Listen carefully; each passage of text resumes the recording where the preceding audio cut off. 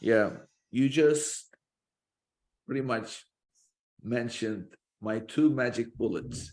So I Okay. always say this, anybody who's listened to a few episodes, I say there are two magic bullets for success on Amazon. Increase your click-through rate, Mhm. increase your conversion rate. So that Yeah. you call USP. So this is again an important point. Amazon reports USP, unit session percentage, where they take the number of units sold and divide by number of visitors to the page. Mhm. I don't know why they did it that way. That really is not the conversion rate, because at the end of the day, you want number of orders divided by number of visitors. That's Right. your true conversion rate.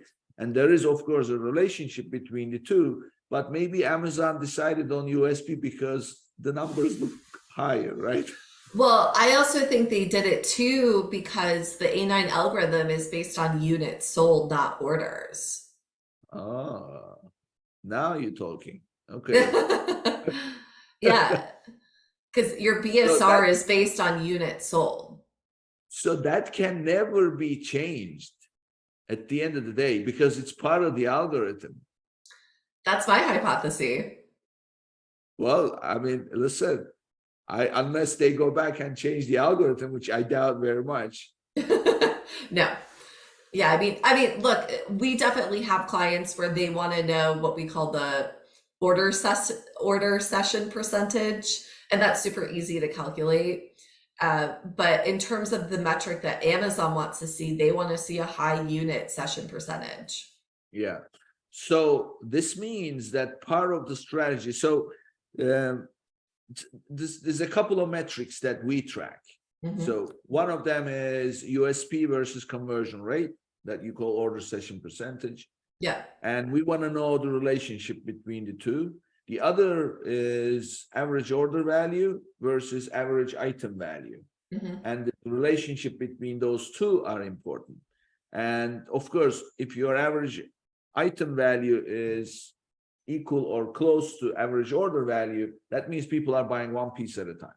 Yeah. So now from hearing your interpretation and somewhat of an inside information where why they Amazon reports USPs, because it's linked to the Amazon A9 algorithm.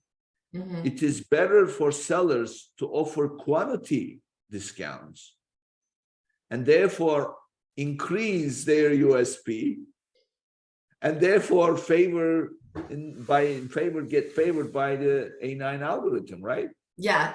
And so this is always the debate, right? Of do we want to push more individual units, or do we take more of a merchandising approach and sell a 2-pack, a 3-pack of whatever the product is? Because when you sell a 3-pack, Amazon only sees that as a single unit being sold, right? Even Right. though it's a 3-pack. And it is always a juggle because you want to drive as many units as possible to increase your BSR. But from a profitability standpoint, the bundles are often much more profitable for your business. And on the bundles, you can often give better value pricing to the customer. And that's in general why we follow the best practice of having the variations together under the same parent. We've had in cases where we've tested having it split off, where say the 3-pack is separate from the single unit because we want to take up more real estate on the branded SERP.